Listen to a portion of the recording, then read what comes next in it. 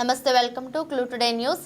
MP ఎన్నికల్లో యువజన కాంగ్రెస్ పాత్ర కీలకమని తాండూరు ఎమ్మెల్యే మనోహర్ రెడ్డి అన్నారు.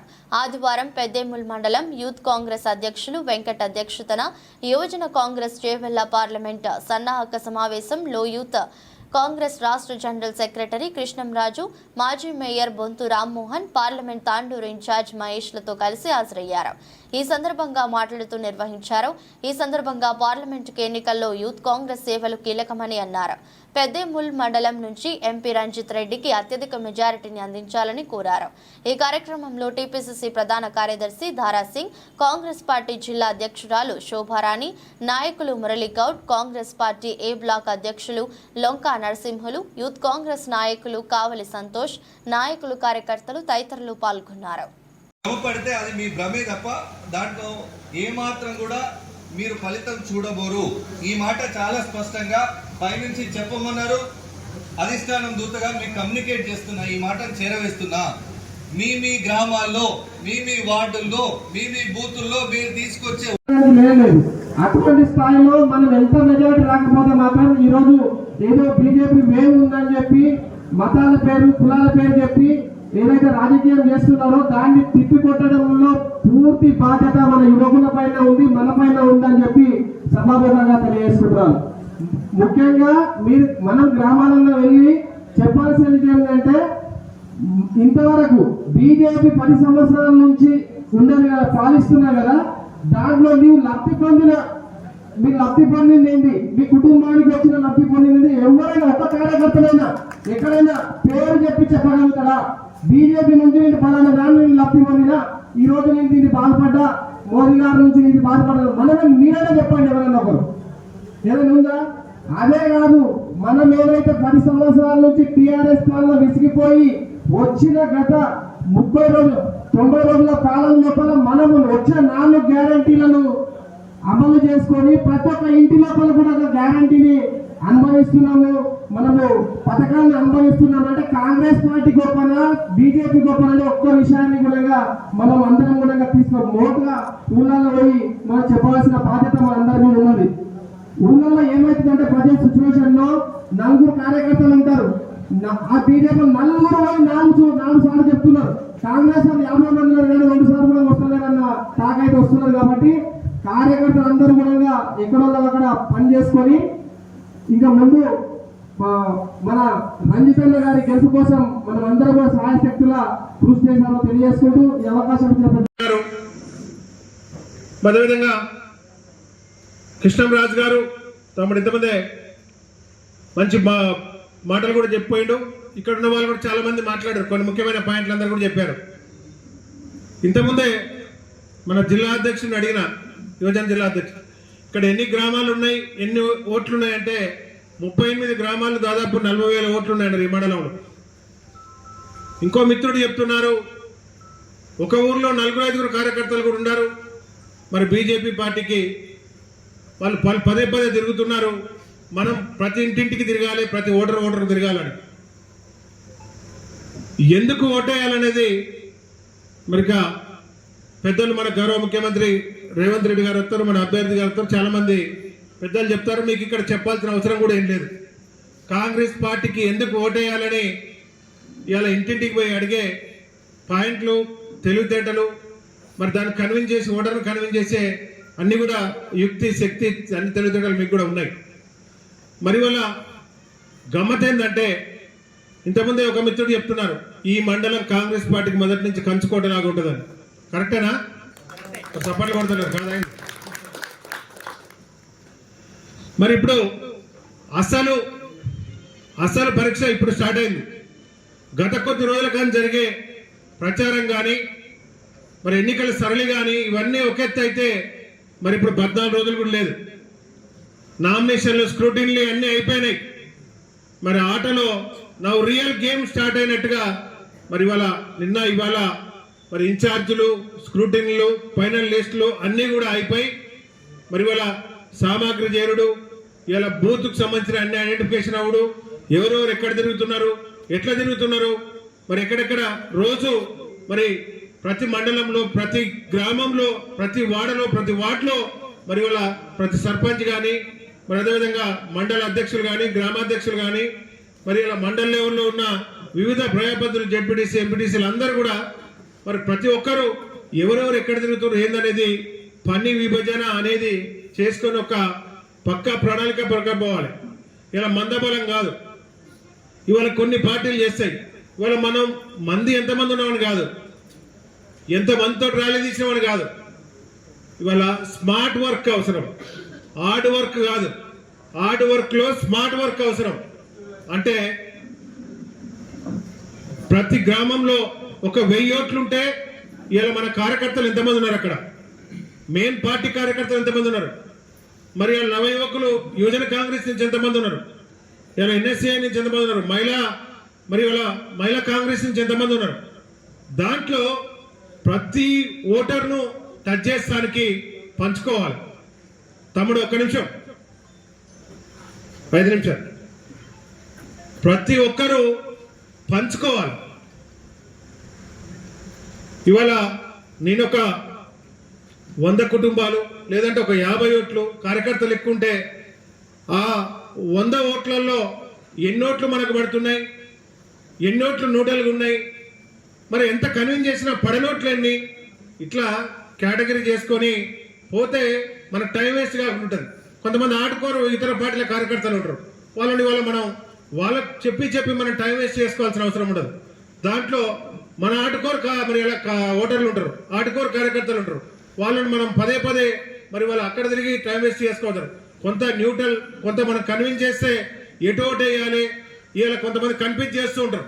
నిన్ననే రేవంత్ అన్న మీటింగ్ పెట్టిండు, సోషల్ మీడియాకి సంబంధించిన కోఆర్డినేటర్తో మన మీటింగ్ పెట్టిండు.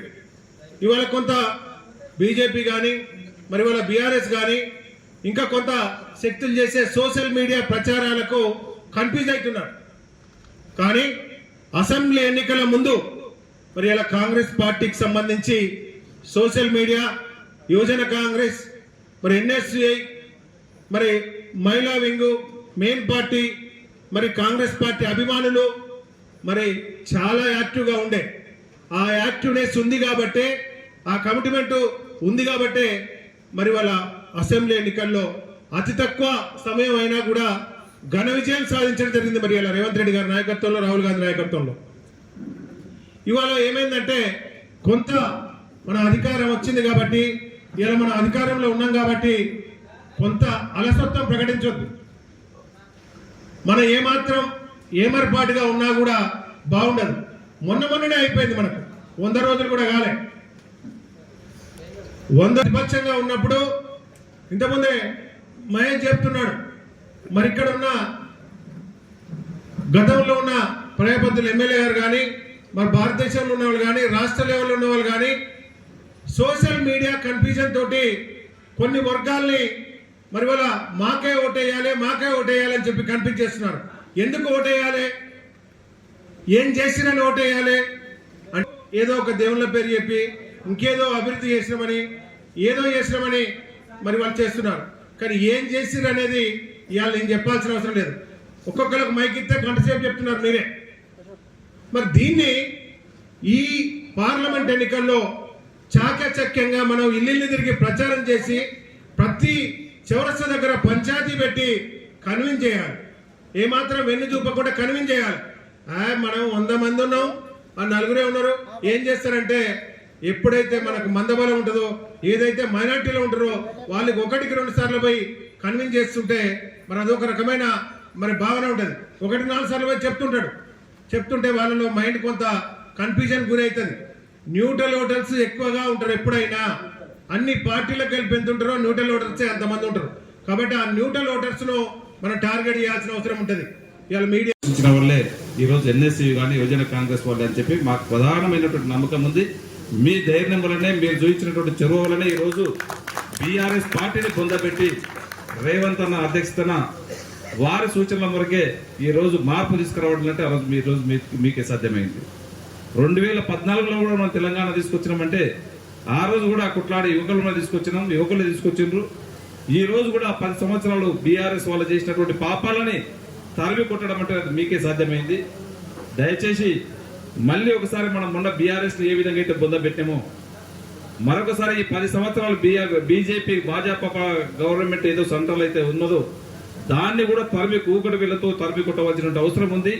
ఆ బాధ్యత కూడా ఖచ్చితంగా మీరే తీసుకోవాలని చెప్పి కూడా వేదిక ద్వారా మీకు అందరూ కూడా తెలియజేస్తాం. ఈ 10 సంవత్సరాలు ఏం చేస్తున్నారో వాళ్ళు బాగా ఏం చేస్తున్నారో మనకు అందరూ కూడా తెలుసు. ఈ రోజు రామ్మోహన్ అన్న చాలా క్లుప్తంగా చెప్పిండు మీకు, నేను దాని దగ్గర పోలేను. కానీ ఈ 10 సంవత్సరాలు వాళ్ళు ఏం చేసినారో తిరిగినరు. గౌరవ సోనియా గాంధీ గారు కానివ్వండి, మన రేవంత్ రెడ్డి గారు మన ముఖ్యమంత్రి గారు కానీ 6 గ్యారంటీలు ఏ విధంగా ఇంప్లిమెంట్ చేస్తామో చెప్పినాం. మీరు ఇంటింటికి తిరిగి మేము ఖచ్చితంగా మీరు కాంగ్రెస్కి అవకాశం ఇవ్వండి, మేము 6 గ్యారంటీలను ఇంప్లిమెంట్ చేస్తామని చెప్పి బల్ల గుద్ది మీరు 10 సార్లు కాదు 20 సార్లు ఒక్కొక్క ఇంటికి పోయి కూడా ఆ ఓటర్ని కాంగ్రెస్ కు ఓట్లు ఇస్తామన్న దగ్గర కూడా మీరు ఇంటికి పోవడం జరిగింది. మీరు ఆ రోజు ఇంటికి పోయి ఏదైతే కసితో పనిచేసిండ్రో మీకు చెప్పినటువంటి 6 గ్యారంటీలు కూడా తప్పకుండా మన గౌరవ ముఖ్యమంత్రి గారి చేతికి కూడా సిద్ధంగా ఉండడం విషయాన్ని కూడా మీరు రేపు మళ్ళా గ్రామంలో ప్రతి ఇంటికి ప్రతి ఓటర్కు చెప్పవలసిన అవసరం ఉంది. మనము గౌరవ ముఖ్యమంత్రి గారు ప్రమాణ స్వీకారం చేసిన వెంబడే మొట్టమొదటి సంతకం కూడా 6 గ్యారంటీల పైన పెట్టడం జరిగింది. 6 గ్యారంటీల పైన పెట్టడమే కాకుండా 2 గ్యారంటీలు ఇమ్మీడియట్ ఇంప్లిమెంట్ చేయడం జరిగింది. అవన్నీ కూడా మీరు ప్రతి ఇంటికి ప్రతి మహిళా సోదరు కానివ్వండి, ప్రతి అన్నకు కానివ్వండి, ప్రతి చెల్లికి కానివ్వండి చెప్పవలసినటువంటి బాధ్యత ఆ రోజు ఏ విధంగా అయితే మీరు తీసుకున్నారో రేపు బీజేపీని బొందబెట్టడానికి రేపు పార్లమెంట్ ఎలక్షన్ లో మన రజితనాన్ని గెలిపించడానికి మాత్రం తప్పకుండా ఈ విషయాలు క్షుణ్ణంగా చెప్పవలసినటువంటి గురుతర బాధ్యత మాత్రం ఖచ్చితంగా మీ యువజన కాంగ్రెస్ పార్టీ మీకే ఉంటుంది. మీరే ఓటర్ని మార్చే శక్తి ఉన్నది మీ దగ్గరనే ఉంది. మీరు ఖచ్చితంగా ఈ 15-20 రోజులు ఒక్కసారి కాదు, రేపటి నుంచే మీరు బూత్ కమిటీలు గ్రామంలో ఇల్లు తిరగవలసినటువంటి ఉంది. ఇప్పుడే మాట్లాడుకున్నాం, మీరు దయచేసి ఇప్పటికే లేట్ అయిపోయింది. ఎందుకంటే మనకి క్యాండిడేట్లకు డిఫరెన్స్ అయ్యి ఒక క్యాండిడేట్ అని చెప్పి ఒక మీటింగ్ పెట్టుకున్న తర్వాత చేంజ్ కావడంలో కొద్దిగా లేట్ అయింది వాస్తవమే. అయినా వచ్చిన తర్వాత కూడా అన్ని మండలాల్లో ఒక మీటింగ్ కూడా పెట్టుకోవడం జరిగింది. ప్రతి గ్రామం ఎంపీ గారిని తీసుకొచ్చి కూడా అన్ని మండలాలు కూడా తిప్పియడం జరిగింది. ఈ రోజుకు అన్ని మండలాలు కూడా నిన్నటితో అయిపోయినాయి. ఈ రోజు వరకు అనుకుంటే ఈ రోజు బాగా పెళ్లిళ్ళు ఉన్నాయి. రేపటి నుంచే గ్రామాన ప్రతి ఇంటికి మీ యువజన సంఘం మీ కార్యకర్తల ద్వారా మీ యూత్ ద్వారానే ప్రతి ఇంటికి వెళ్ళి డోర్ టు డోర్ ఏ విధంగా అయితే గతంలో చేసినామో రేపటి నుంచే అవి స్టార్ట్ చేయడం జరుగుతూ ఉన్నది. దాంట్లో మీరు గురుతరమైనటువంటి బాధ్యత అది మీ భుజస్కంధాలపైనే ఉన్నది. మీరు అవతల మేము ఊర్లలో పోయినప్పుడు కొన్ని క్వశ్చన్స్ వస్తూ ఉన్నాయి. అయినా మేము చెప్తా ఉన్నాం వాళ్ళకి తప్పకుండా మనం వచ్చి 4 నెలలు అవుతా ఉన్నది. ఎప్పుడే కానీ పిల్ల పుట్టిందంటే రోడ్డు మీద నడవాలంటే నడవలేదు, కొద్దిగా టైం ఇవ్వండి, మాకు టైం ఇస్తే ఖచ్చితంగా మేము అన్ని కూడా చేసి చూపిస్తాం. గెలిచిన 4 నెలలు వెంబడే 4 గ్యారంటీలు ఇంప్లిమెంట్ చేసినాం. 5వ గ్యారంటీ కూడా మన నియోజకవర్గానికి గౌరవ ముఖ్యమంత్రి గారు 3,500 ఇల్లు ఇచ్చిండు. ఇది కూడా మీరు చెప్పవలసినటువంటి బాధ్యత ఉంది. దయచేసి ప్రతి ఒక్కరికి ఈ 4 గ్యారంటీలలో కూడా బస్సు కానివ్వండి, ఆరోగ్యశ్రీ కానివ్వండి, ఇంకా ఒకటి కరెంటు బిల్లు ఒకటి అక్కడక్కడ మనకు ప్రాబ్లం కూడా అవుతుంది. దాని అందరూ కూడా మీరు యోజనలో మీరే యూత్ అంతా కూడా మీరు అలర్ట్ కావాల్సిన అవసరం ఉంది. కొంతమంది ఎలక్ట్రిసిటీ డిపార్ట్మెంట్ వాళ్ళు బిల్లు ఇవ్వకుండా మాకు పైసలు ఏంటి అని అడుగుతా ఉన్నారంట. దాన్ని మీరంతా కూడా ఎక్కడిదక్కడనే అలర్ట్ కండి. దయచేసి ఎవరు మార్చి 1 నుంచి 200 యూనిట్ల వరకు ఉన్నటువంటి బిల్లుని 700 రూపాయల వరకు అయితే వస్తుందో దాంట్లో ₹1 కూడా ఎవరు కూడా ఎలక్ట్రిసిటీ డిపార్ట్మెంట్ కు కట్టవలసిన అవసరం లేదు.